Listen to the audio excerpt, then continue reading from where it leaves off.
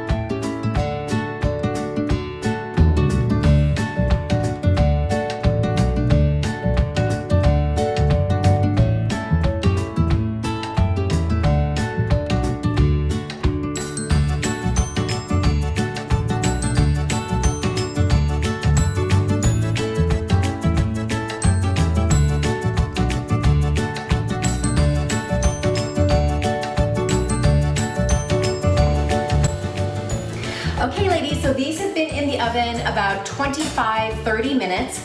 I took them out of the oven, I let them cool on a rack in the pan for about 15 to 20 minutes, and then I took it out of the pan. That's why this handy dandy parchment paper is so phenomenal. And I put it on a rack and I let it really cool down, like for a good half hour. You want to make sure they're nice and cool before you slice them. Then I just sliced them up and I put them on a pretty plate. So this is the bar. They're super delicious. The chickpeas add a lot of protein and fiber. And now the original recipe uses jam or jelly, but I like to stay away from sugar, so that's why I chopped up the strawberries. For this recipe, go down below the video, and I've got the entire recipe for you. And for everything health, wellness, beauty, fitness, and healthy living, visit me on the blog, anniepartnerconfidential.com, and I'll see you on the blog.